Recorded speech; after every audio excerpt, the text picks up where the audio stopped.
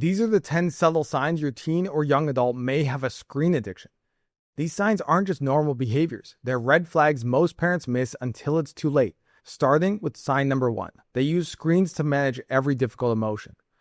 You'll notice your son immediately reaching for his phone or device whenever he feels frustrated, sad, anxious, or stressed. Now, this isn't occasional comfort seeking. It's become his primary way of handling any uncomfortable feeling. Watch for patterns like gaming after arguments, scrolling social media when homework gets difficult, or needing their devices on drives to avoid boredom. What makes this concerning is when they can't calm down or work through problems without escaping into a screen. It's normal for teenagers to have big emotions, but it's important for them to eventually learn to cope using healthy methods. When your son has a screen addiction, he's essentially outsourced his emotional regulation to a device. When the screen isn't available, you'll see emotional reactions that seem way out of proportion, not typical teenage drama, but genuine inability to cope. This matters because emotional regulation is a critical life skill. If screens become his only coping mechanism, he's missing the chance to develop the emotional resilience he'll need as an adult, and this will lead to significant delays and struggle going forward. Sign 2. They're constantly thinking about the next time they can be on a screen. You'll start noticing your son seems mentally elsewhere during family conversations, constantly distracted by thoughts of what they will do when they're able to be online next. This goes beyond normal anticipation of an enjoyable activity. Your son is spending significant mental energy planning when and how he'll use his screens, even during times when devices aren't available. During dinner conversations, family outings, or homework time, part of his mind is always calculating when he can get back online. They'll often seem impatient and rush through other activities like, for example, at the grocery store, because they're thinking ahead to being able to use screens. This mental preoccupation is actually a sign their brain's reward system is being hijacked. When screens dominate their thoughts even when they're not using them, it indicates they're developing the same pattern of mental obsession seen in other addictions. Sign 3. They'll need more and more screen time to feel satisfied. You'll notice that what used to be enough screen time for your teen no longer satisfies them.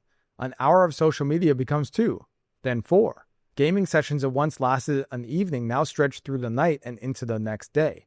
This isn't typical teenage boundary pushing or asking for more privileges. Your child genuinely feels unsatisfied with amounts of screen time that previously felt adequate. They might express frustration that their old limits feel too short or seem restless and unsettled even after lengthy screen sessions. Watch for them constantly seeking more intense digital experiences, new games, different social media platforms, or spending increasing money on in-app purchases. They're chasing a satisfaction that keeps moving further away. This tolerance development mirrors classic addiction patterns where the brain requires progressively more stimulation to achieve the same reward response. What makes this particularly dangerous is that as their tolerance increases, their resistance to reasonable limits becomes more intense, making intervention increasingly difficult as time goes on. Sign 4. They prefer online friends over real ones. You'll start noticing your son choosing to text family members from upstairs rather than coming down to talk face to face. They'll decline social invites with friends to maintain their screen time, or show visible discomfort during screen-free family gatherings. This goes beyond typical teenage preferences for communication. Instead, your son is systematically avoiding in-person interactions, even with people they care about. They might seem awkward or anxious during social situations, as if they've forgotten how to connect without a screen as a buffer. Watch for them turning down activities they used to enjoy because it means being away from devices, or seeming relieved when social plans get canceled so they can stay online instead. This social preference reversal creates a dangerous cycle. The more they avoid real-life relationships, the more dependent they become on online connections. Meanwhile, their social skills deteriorate, making in-person interactions feel increasingly uncomfortable, increasing social anxiety and pushing them deeper into social isolation. Sign 5. Their sleep becomes completely disrupted by screen use. You'll notice your child taking much longer to fall asleep than normal, often 30 minutes or more of tossing and turning. Even when they get adequate hours in bed, they wake up tired and struggle to get up in the morning. More concerning is when they need their device nearby to feel comfortable falling asleep, or when they sneak screen time late into the night thinking you won't notice. Their natural sleep rhythm gets completely thrown off as they stay up later and later, then struggle through the next day exhausted. This isn't just being a night owl. The screen addiction is physically changing how their brain produces melatonin and processes sleep cycles. You might notice they seem wired and alert even when they should be tired, or they crash into extremely long sleep periods to compensate. What makes this particularly concerning is that poor sleep amplifies every other problem. Emotional regulation becomes harder, school performance drops, and their need to escape into screens increases. Sign 6. They can't focus on anything that isn't instantly stimulating. You'll notice your son struggling to complete tasks that require patience or sustained attention. Homework that used to take an hour now drags on indefinitely, with frequent breaks to check their phone. They seem restless during activities that don't provide immediate gratification, like reading, conversations, or chores. This goes beyond just being a normal distracted teenager. Your son has developed what researchers call attention fragmentation. Their brain now expects constant stimulation and novelty. They might start multiple tasks but rarely finish them, need background entertainment for simple activities, or have multiple screens active when gaming or trying to do homework.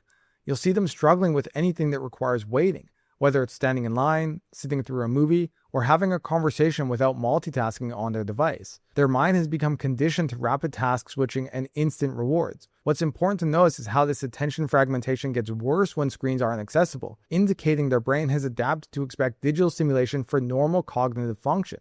Sign 7. They have intense reactions when screen access is limited. You'll start seeing your son becoming genuinely distressed when asked to put devices away, even for short periods like family dinner. This isn't just teenage resistance to rules, it's disproportionate emotional reactions including irritability, anxiety, restlessness, or even panic when separated from screens. Watch for physical signs of agitation when they can't access their device.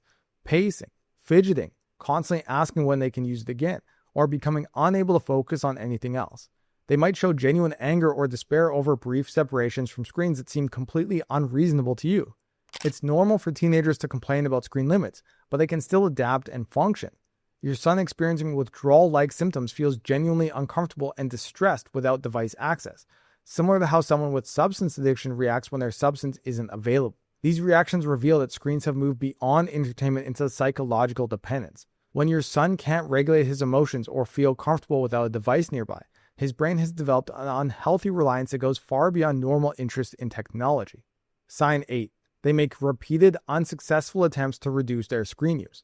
You might notice your son deleting social media apps only to reinstall them days later, or hear them making comments like, "I really need to use my phone less," that never translate into actual change. They may set screen time limits on their devices but consistently override them, or express genuine frustration about their inability to stick to boundaries they've set for themselves. This is different from normal teenage rule testing because your son actually wants to reduce their usage but finds themselves unable to maintain the limits. They're not being defiant, they're experiencing a loss of self-control that genuinely bothers them. Watch for patterns of deleted and reinstalled apps, self-imposed rules that get broken within hours, or moments where they seem surprised by how much time they've spent on screens despite intending to use them briefly. This failed self-regulation is one of the strongest predictors that screen use has shifted into addiction territory. When they can't follow through on their own intentions to reduce screen usage, it reveals how the compulsive behavior has overridden their conscious decisions. Sign 9. They consistently lose track of time during screen use. You'll notice your son saying they'll use their device for just a few minutes and then disappearing for hours, surprised when you point out just how much time has passed. They might miss meals, forget appointments, or stay up much later than intended because they completely lose awareness of time during screen use. This isn't just bad time management. Your son is experiencing actual time distortion where screen activities disrupt their brain's natural time awareness. They may have clocks available and good intentions to limit usage, but find themselves unable to accurately gauge how long they've been online. Watch for them feeling shocked when confronted about time spent on screens, or consistently underestimating their usage when asked. They might set alarms or timers that they somehow miss or ignore while absorbed in digital activities. This time distortion reveals how screen addiction alters brain reward systems in ways that override normal awareness. When their brain becomes so absorbed in digital stimulation that basic time perception fails, it indicates a concerning level of psychological dependence. Sign 10. They continue using screens despite physical discomfort. You'll start noticing your son frequently rubbing his eyes, complaining of headaches, or showing signs of neck and back pain from poor posture during screen use. What makes this concerning isn't the physical symptoms themselves, it's that they continue using their devices despite the discomfort. Normal teenagers would adjust their behavior when experiencing eye strain, headaches, or physical pain. Your son with developing screen addiction will push through these warning signals, continuing to use screens even when their body is clearly telling them to stop. This reveals how addiction overrides basic self-preservation instincts.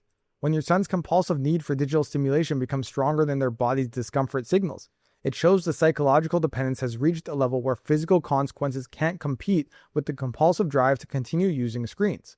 So those are the 10 subtle signs your teen or young adult has a screen addiction. Now, if you've recognized even 3 of these signs, you need to take action now before the addiction gets worse. The fact is, the longer your son is stuck in the cycle, the harder it is to break them out of it. because they no longer have a life to go back to. But here's the good news as a parent. You don't have to fight this battle alone or rely on strategies that just don't work. The truth is, getting your son off screens and video games isn't about nagging, negotiating, or even therapy. If you want to see the exact system I use to help parents turn addicted gamers into thriving adults, click the video on your screen right now. I'll break down why traditional methods don't work, why your son might be in denial of his problem, and the step-by-step system that actually leads to change. You're not alone, and with the right strategy, your son can get back to balance faster than you think.